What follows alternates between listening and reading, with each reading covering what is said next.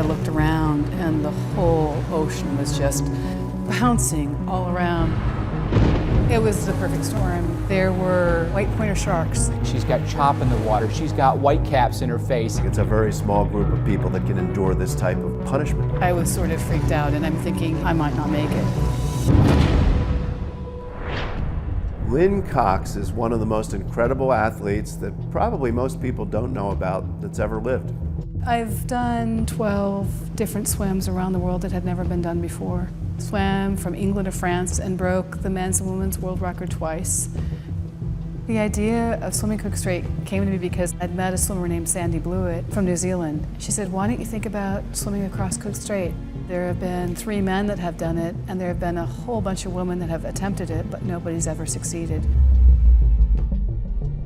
I started off, and I remember thinking, this swim is going to probably take me 4 or 5 hours at the most because it's only 10 miles, and this should be a really fun swim. The Cook Strait Channel is not the longest open water swim by any means, but in terms of degree of difficulty, it's one of the most difficult swims in the world. It's prone to all kinds of wild currents, and some of the most volatile weather on Earth can be there. 2 storms were converging in the middle of Cook Strait. It was just like ferocious winds, and it started generating big waves. They were like 4 feet, 5 feet, 6 feet. It made it hard to breathe. 5 hours into the swim, I looked up and thought, wow, the South Island looks further than when we first started. I finally asked the people on the boat, how far have we gone?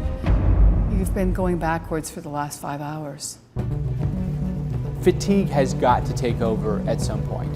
She's got that tidal current in her face. She's already exhausted. Now she's basically just swimming in place. She's given it all she's got and making no forward progress at all. I was so tired, and I really thought nature is too big for me, and I don't think I can go any further. Then I saw 2 things that were 6 or 7 or 8 feet suddenly move underneath me. I was thinking white pointer shark. You know, I'm like swimming on the top of the water. Suddenly, there are between 40 and 60 dolphins that come over and start swimming with us. And you can see the dolphins looking at me in the eye, as if to say, are you okay? It was like the most magical thing. So I'm swimming along and they are keeping me going. It takes a special kind of swimmer to do open water swimming. Lynne is not the fastest swimmer that ever swum, but what she has is an uncanny ability to tolerate cold. She's in water temperatures that are in the 50s, and she was in there for hour after hour and didn't have complete hypothermia. It's a miracle. The crew started telling me that the tide is starting to pick up and that if I don't start sprinting now, I might miss the South Island. The dolphins moved closer, so close that they're within that distance from my hands. They knew that this was shark feeding time, and they had moved into this protective area around me.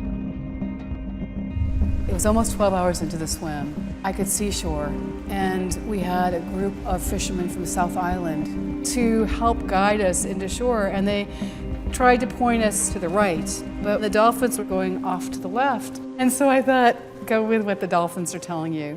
And finally, after 12 hours and 2.5 minutes, I touched the rocks. Most people can't survive 12 minutes in those type of waters. She's out there for 12 hours. This has to rank among one of the great accomplishments in swimming. It was a huge success, but oh my gosh, I had no idea what we would encounter throughout that swim.